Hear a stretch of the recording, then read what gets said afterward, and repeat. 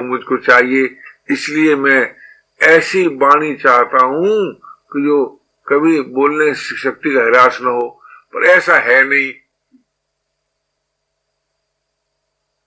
शरीर द्वारा जितना जो कुछ हो सकता है वो उसमें शक्तिहीनता जरूर आती है।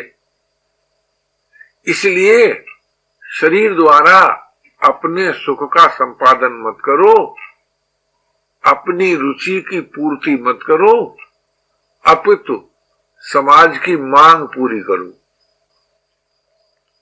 समाज की मांग है कि हम मन से, वाणी से, कर्म से बुराई रहित हों, जिससे कि हम भले हो जाएं। भले होने से हमसे भलाई होने लगेगी, यही समाज की मांग है। देखिए, भलाई करके कोई भला नहीं होता, भला होकर के भलाई करता है। ये बड़ा दार्शनिक वैज्ञानिक तथ्य है। ये पहले हम भले होंगे, पीछे हमसे भलाई होगी। तो हम अपनी दृष्टि में भले हैं या नहीं, इस बात को सामने रखना चाहिए। हम अपनी दृष्टि में स्वाधीन हैं या नहीं, इस बात को अपने सामने रखना चाहिए। हम अपनी दृष्टि में प्रेमी हैं कि नहीं, इस बात को अपने सामने रखना चाहिए। इस संबंध में किसी को बीच में तर्क उठता हो तो इसी संबंध में बात कर सकते हैं। हम प्रेमी हैं अपनी दृष्टि में कि नहीं, भले हैं कि नहीं, स्वाधीन हैं कि नहीं।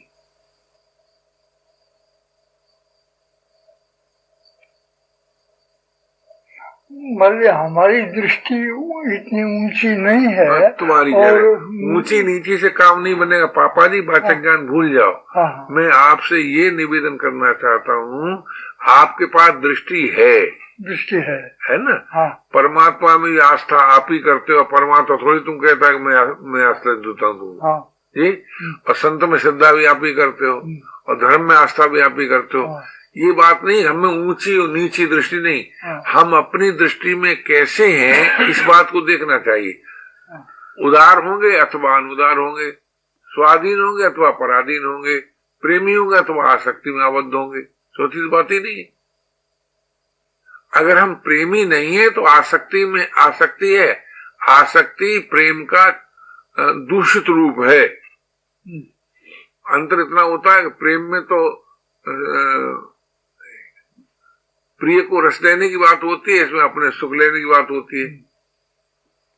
इसीलिए आपने देखा होगा कि जो लोग भले हो जाते हैं, भले, उनके द्वारा जब भलाई होने लगती है तो समाज की ओर से जो उनके प्रति सम्मान आता है, आदर आता है, सुविधा आती है, उसका भोग करने लगते हैं, फिर वो पराधीन हो जाते हैं। भले होकर ही मनुष्य पराधीन होता है, बुरा होकर पराधीन नहीं होता।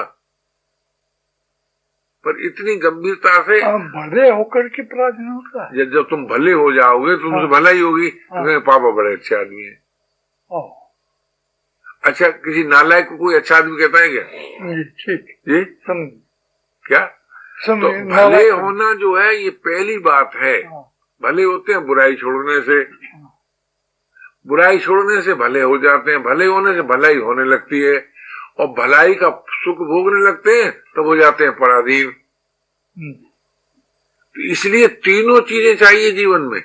हम अपनी दृष्टि में भले भी हों और स्वाधीन भी हों और प्रेमी भी हों। भले का और चाहे उदार का एक ही बात है कि बड़े बड़े आदमी, बड़े उदार पुरुष हैं, ऐसे ही कहते हैं।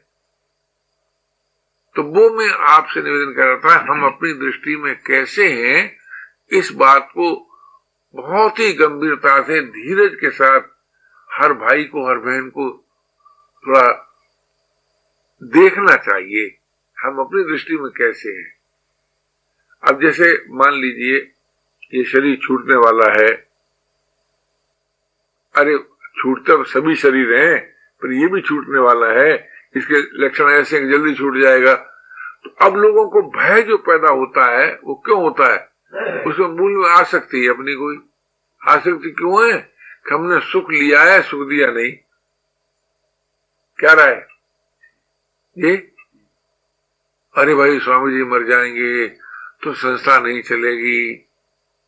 क्यों भाई संस्था क्यों नहीं चलेगी? जब तुम संस्था के साधक हो तो तो इतना इतना इंतजाम कौन करेगा, इतना ये कौन करेगा, तो इसका मतलब ये है कि तुम सही साधक नहीं हो। और नहीं, संस्था कैसे बिगड़ जाएगी? अगर एक भी साधक रहेगा तो संस्था रहेगी, और साधक नहीं रहेगा तो बिगड़ी है ही। मानव सेवा संघ माने साधकों का संघ, मानव संघ माने व्यक्ति का संघ थोड़ी है, कि किसी वर्ग का संघ थोड़ी है, कि किसी मत और संप्रदाय का संघ थोड़ी है। साधकों का संघ। साधक कौन होता है? जो भला हो, स्वाधीन हो और प्रेमी हो, अथवा भले होने के लिए, स्वाधीन होने के लिए, प्रेमी होने के लिए अथक प्रयत्नशील हो। क्या? बहुत बढ़िया। अथक प्रयत्नशील हो इस बात के लिए कि मैं किसी तरह से भला हो जाऊं, जल्दी जल्दी स्वाधीन हो जाऊं, प्रेमी हो जाऊं। बिल्कुल साफ साफ रास्ता दिखाई देता है कि भाई की हुई बुराई दोहराओ मत, जानी हुई करो मत, भले हो गए। जिस बुराई को कर चुके हो उसको तो दोहराओ मत, और आगे करो मत। जिस बुराई को बुराई करके जानते हो करो मत। तो जानी हुई बुराई मत करो, की हुई बुराई मत दोहराओ, भले हो जाओगे। और भाई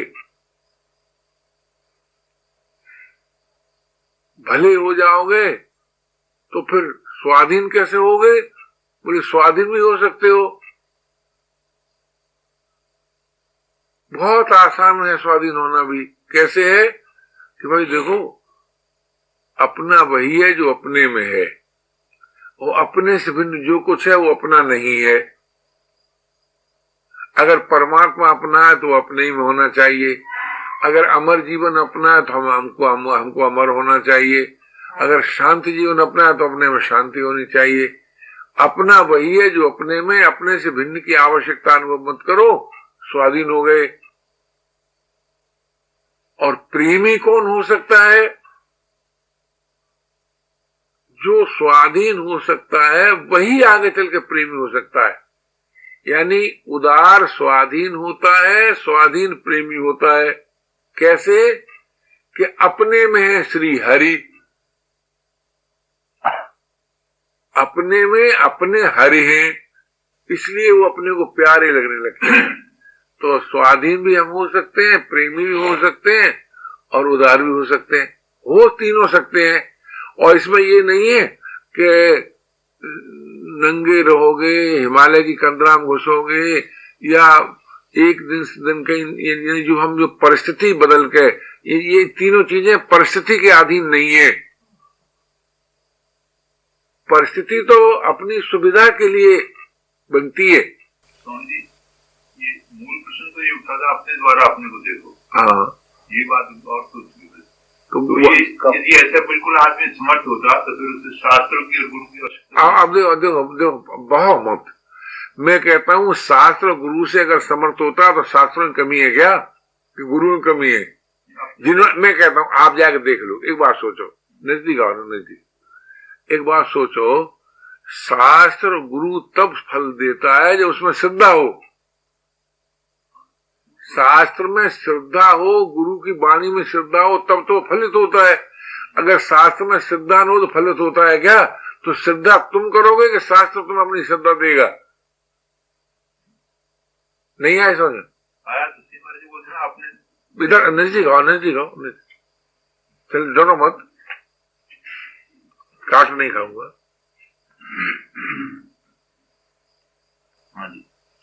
इस साल कुंभ में मैं गणेशानंद का ठहरा था। अच्छे विद्वान है, वेदांत के बड़े अच्छे प्रखर विद्वान है, और वेदांत की चर्चा होती है दिन रात। तो मैंने कहा कि ये जो बात आप कहते हैं, शास्त्र में लिखा है कि जीव और ब्रह्म एक है, तो हम कहे ये आपकी आस्था है कि आपका बोध? बोले आस्था। तो उन्होंने खुल्लम खुल्ला कहा कि शास्त्र का अधिकारी वही है जिसको शास्त्र में विकल्प रहित आस्था हो। मैं आपसे कहता हूं, देखने का मतलब यह है कि अगर प्रेम नहीं है तो मान ही लो कि आसक्ति है। अगर स्वाधीनता नहीं है तो मान ही लो कि पराधीनता है। अगर उदारता नहीं है तो मान ही लो स्वार्थ भाव है। मनुष्य अपनी दृष्टि में उदार हुए बिना, स्वाधीन हुए बिना, प्रेमी हुए बिना आदर के योग्य होता है क्या? बोलो। देख नहीं पाते ये। नहीं, देखते नहीं है, देख नहीं पाते, सुनिए, देखते नहीं है।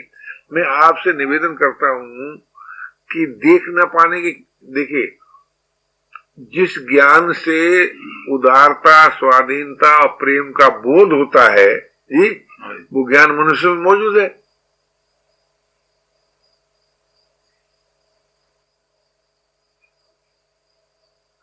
अरे भाई, स्वाधीन होगा अचाह होने से कि किसी लगोटी लगा के घूमने से? अच्छा, उदार होगा सभी को अपना मानने से, न कि हिमालय कन्या घुसने से। प्रेमी होगा प्रभु को अपना मानने से।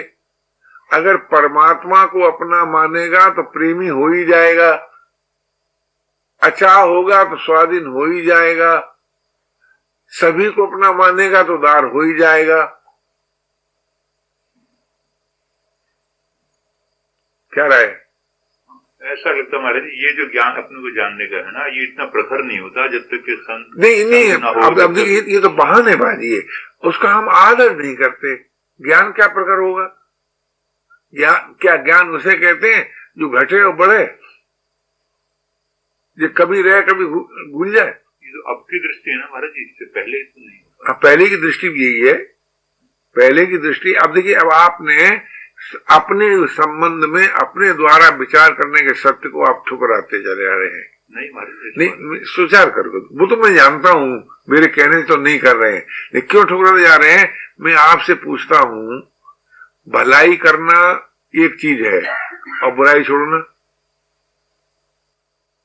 कामना को पूरा करना एक चीज है और अच्छा होना, अच्छा, संसार पर अधिकार जमाना एक चीज है, लेकिन परमात्मा को अपना मानना, तो क्या उसका नाम भी परमात्मा होगा जो सभी का ना हो? बोलो। ये जब ये ठीक है तो परमात्मा को अपना मानने से तो हम प्रेमी होते हैं, अचाह होने से हम स्वाधीन होते हैं, और सभी को अपना मानने से उदार होते हैं। तो जैसे विचार करके देखो कि हिंदुस्तान से बाहर तुम चले जाओ कहीं, तो हिंदुस्तान का आदमी अपना भाई मालूम होता है जी, और वही आदमी हिंदुस्तान भाई मालूम होता है क्या? बोलो। आदमी तो वही है। ये एक गांधी जी की बात याद आ गई, जिसके साथ हुई है उसी ने कही हमसे। इंदौर में हिंदी साहित्य सम्मेलन के प्रेसिडेंट चुन लिए गए थे गांधी जी, उनको बुलाने लेने गए थे, हिंदी साहित्य के, हिंदी भाषा की संबंध में। तो थर्ड क्लास में चलते थे ना, तो वो बैठे थे, गांधी जी बैठे थे, एक मुसलमान बैठा था, तो वो दुर्व्यवहार कर रहा था, यानी अच्छा व्यवहार नहीं कर रहा था मुसलमान। तो वो कहने लगा कि मेरे मन में आएगा मैं इसको पीट दूं। तो मेरे मन में ही आई थी बात, पीट दूं। उसी के बाद गांधी जी बोल उठे, अरे भाई, वो नहीं समझता है कि तुम उसके भाई हो, तो तुम तो जानते हो तुम्हारा भाई है, समझे आप? वो पीटना, मुझे बड़ी लज्जा लगी, तो मैंने कहा बाबू, मैं तो पीटना ही चाहता था, आपकी बात में सुनता था। जैसे यहाँ लोग सेवा के लिए यानी क्या क्या कठिनाई बताते हैं और भागे भागे करते हैं। वो गांधी जी कहा जा रहे थे ट्रेन में, तो एक आदमी पान खाते हैं, पीक करते जा रही, गांधी जी अखबार पढ़ रहे थे, तो उसको फाड़े पन्ना पहुंचे फेंक दें। कई बार उसने ऐसा किया, उन्होंने ऐसा करते रहे, उससे कुछ नहीं कहा तुम गंदा क्यों करते हो, समझाने की कोशिश नहीं की उसे, बुरा भला भी नहीं कहा। और जब स्टेशन आ गया जहाँ को उनको ले आए थे, बनारस को आए थे, कहाँ की बात है, ओ महात्मा गांधी की जय, अभी तो थे तो महात्मा गांधी है, तो उसे बड़ी लज्जा लगी उस आदमी को। तो मैंने बहुत गलती की है साहब। उन्होंने भाई नहीं कोई गलती नहीं है, तुम्हारी आदत थी गंदे करने की, मेरी आदत थी साफ करने की। तो अपनी दृष्टि में जो आदमी अच्छा होता है ना, उससे अच्छाई स्वतः होती रहती है। अब हम अपनी दृष्टि में तो बने रहते हैं कुछ के कुछ, और दूसरी दृष्टि में अच्छे कहलाते हैं थोड़ी सी अच्छाई के आधार पर, सर्वांश में अच्छे नहीं रहना चाहते। इसलिए ये बात कठिन मालूम होती है। तो हमें देखना चाहिए कि हम अपनी दृष्टि में उदार हो पाए कि नहीं, यानी भले हो पाए या नहीं, बुराई हमने मन वाणी कर्म छोड़ दी कि नहीं। और जब तक अचाह नहीं होंगे, जब तक भगवान को अपना नहीं मानेंगे, जब तक संसार से संबंध नहीं तोड़ेंगे, तब तक अच्छे होते हैं क्या? ये नहीं होते। कोई उपाय नहीं, किसी को उपाय नहीं है। तो मैं ये निवेदन कर रहा था कि मनुष्य अपनी दृष्टि में कैसा है, इस बात पर उसे मनन करना चाहिए, चिंतन करना चाहिए, अध्ययन करना चाहिए। क्या कारण है कि भगवान मौजूद है और प्यारा नहीं लगता, और संसार है स्थिति नहीं है, दिखाए प्रतीति है, प्राप्ति नहीं है संसार की, और प्यारा लगता है। यानी जो नहीं है सो प्यारा लगता है, जो है सो अप्रिय लगता है। क्या कारण है बोलो? हमने सही अर्थ में परमात्मा के अस्तित्व को, महत्व को, अपनत्व को स्वीकार नहीं किया, इसलिए प्यारा नहीं लगता। और सही अर्थ में हमने संसार की स्थिति नहीं है इसका ठीक ठीक अपने द्वारा अनुभव नहीं किया। हमें धर्मात्मा होना अनिवार्य है, इस बात को हमने स्वीकार नहीं किया, इसलिए बुराई नहीं छोड़ी।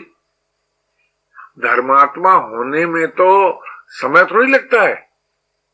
जो बुराई हम कर चुके हैं, जानते हैं कि हमने की, तो मानव साहब कहता है कि भाई की हुई बुराई को न दोहराओ तो निर्दोष हो जाओगे। ये तो बताया है जी, की हुई बुराई को न दोहराओ तो तुम निर्दोष हो जाओगे, ये उपाय बताया।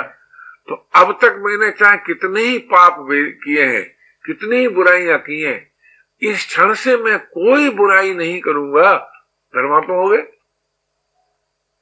अब तक मैंने कितनी इच्छाओं की पूर्ति की है, अब मैं इच्छा पूर्ति का सुख नहीं चाहता हूं, स्वाधीन हो गए।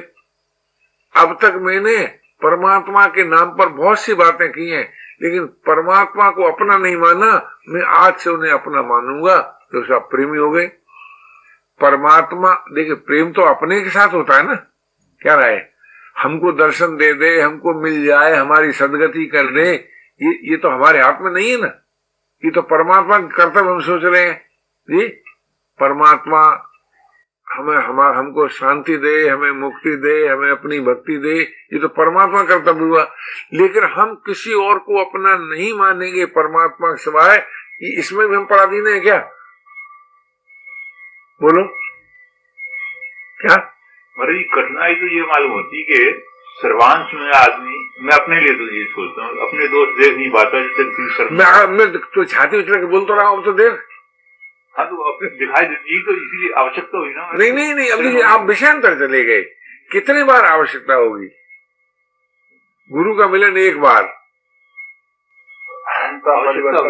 ये आवश्यकता हुई ना हमारे जी। क्या आवश्यकता? मैं आपसे निवेदन करता हूँ, आप विषयांतर चले गए। मैं क्या कह रहा हूँ, आप अपनी दृष्टि में वर्तमान में कैसे, सो बताओ। आपको गुरु को जाने दो, चलो। वर्तमान ठीक हुआ कहीं शरण होने से, तब अब मैं उपाय पूछ रहा हूँ क्या? अपने आदमी स्वयं देख सकता है। नहीं भैया, देखो तुम बहुत गलती करते हो, तुम मानव संसाधन की हत्या कर रहे हो। बोल सुनो, जाने की थोड़ी कर रहे हो। मैं आपसे निवेदन करता हूँ, गुरु के बिना मेरा उद्धार नहीं होगा, इसको हमारा विषय ही नहीं है। हम कहते हैं गुरु के बिना उद्धार नहीं होगा, तो गुरु किसके द्वारा प्राप्त करोगे? अपने द्वारा। तो अपने द्वारा कैसे प्राप्त कर लोगे जब तुम गुरु से ज्यादा जानते होगे? आप इस बात को भूल जाते हैं कि मनुष्य का निर्माण जिस अनंत ने किया है, उसने मनुष्य को साधन सामग्री देकर भेजा है। ये आप भूल जाते हैं बात, और गुरु की महिमा ले आते हैं। वो शरणागति की यथार्थता अपने पर तो स्पष्ट होनी चाहिए। ये शरणागति की यथार्थता जो है, हाँ, वो अपने को स्पष्ट नहीं होगी तो हम तो परिवर्तन ही नहीं होगा, कभी नहीं। नहीं, मैं आपसे हमेशा ये बात कहता हूँ, मैं ये निवेदन कर रहा हूँ कि जैसे मान लीजिए आज हमारे हृदय में उदारता नहीं है, मान लो थोड़ी देर के लिए, स्वार्थ भाव है, सुख लुलुपता है, तो क्यों है? इसलिए हमने सभी को अपना नहीं माना, अथवा क्यों है हम स्वाधीन नहीं हुए, क्यों है हम प्रेमी नहीं हुए। स्वाधीन होकर भी मनुष्य उदार होता है, और स्वाधीन होकर मनुष्य प्रेमी और प्रेमी होकर भी उदार होता है। अगर हम स्वाधीन हो जाते तो उदार भी हो जाते, अगर हम स्वाधीन हो जाते तो प्रेमी भी हो जाते। अब मैं आपसे पूछता हूं कि स्वाधीन होने के लिए हमें अपनी पराधीनताओं को नहीं देखना पड़ेगा जी?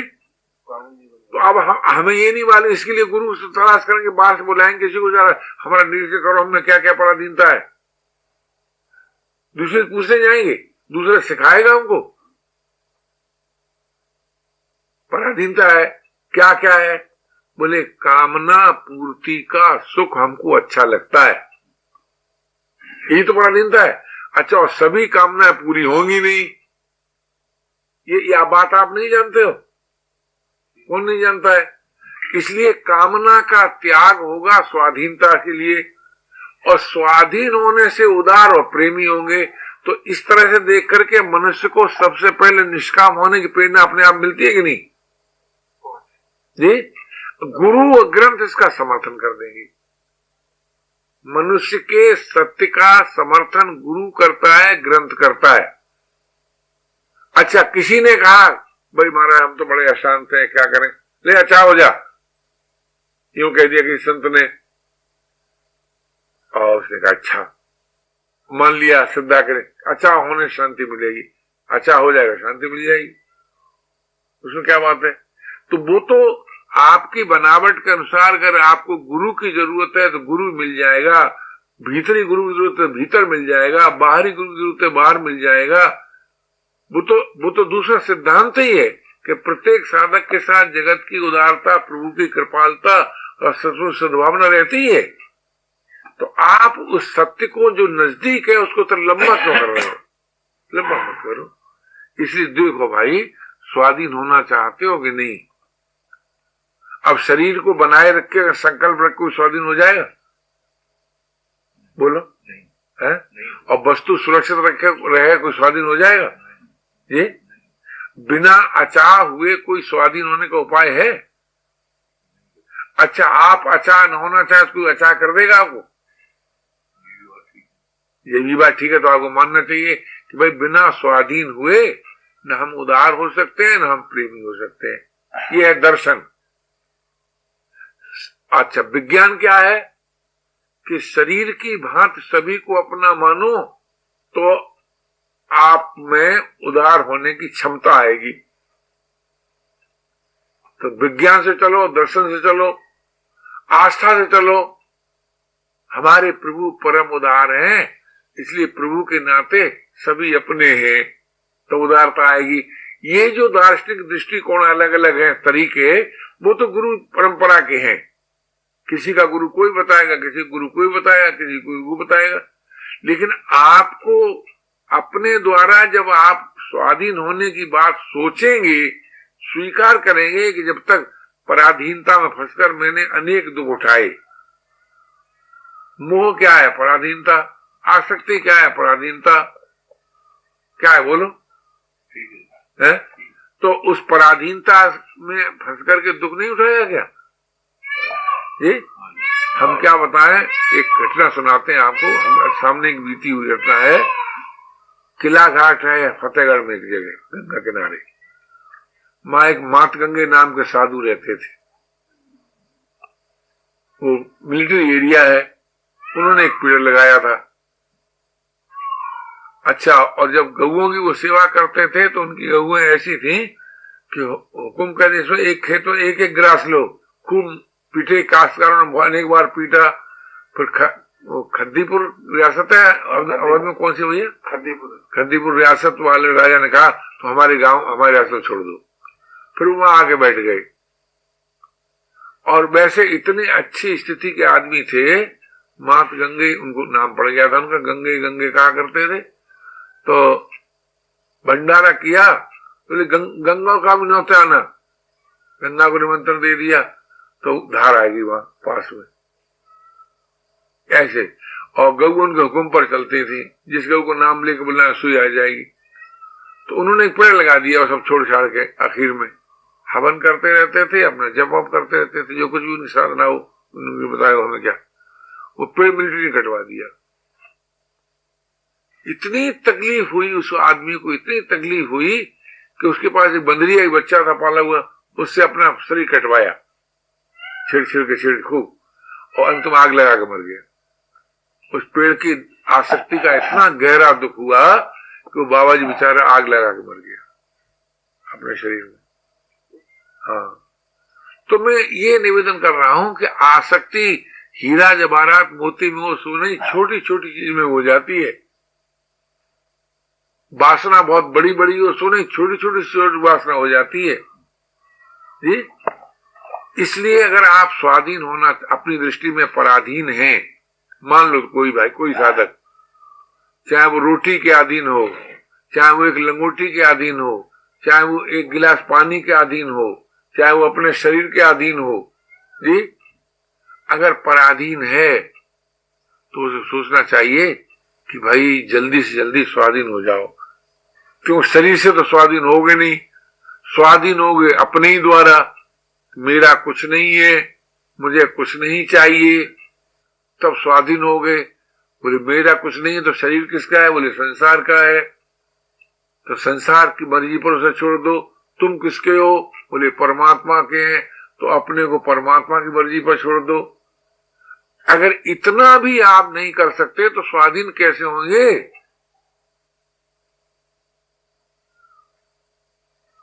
ये मतलब समय हो गया। तो हमें अपनी दृष्टि में हम कैसे हैं, हमारा वर्तमान कैसा है, हमारी मौजूदा वस्तु स्थिति कैसी है, मौजूदा हालत कैसी है, वर्तमान स्थिति कैसी है, ये देखना चाहिए। अगर हम एक किसी अंश में भी पराधीनता अनुभव करते हैं तो हमें विचार करना चाहिए, वही प्राण पखेरु का पता नहीं कब उड़ जाए, पराधीनता को लेकर मरना नहीं है। आदमी को अनुदार होकर मरना नहीं चाहिए, आदमी को पराधीन होकर मरना नहीं चाहिए, आदमी को आसक्ति में आबद्ध होकर मरना नहीं चाहिए। मरने से पहले जल्दी से जल्दी हमारे जीवन में उदारता, स्वाधीनता, प्रेम आ जाए। इसका मतलब है कि अभी आ जाए, तो मरने कोई टाइम तो निश्चित है नहीं जी, अभी आ जाए, अभी हम उदार हो जाएं, अभी हम स्वाधीन हो जाएं, अभी हम प्रेमी हो जाएं। तो इतनी सजगता के साथ जब हम अपनी दशा का अध्ययन करेंगे और अपने पर मनन करेंगे तो हमको सफलता जरूर मिलेगी।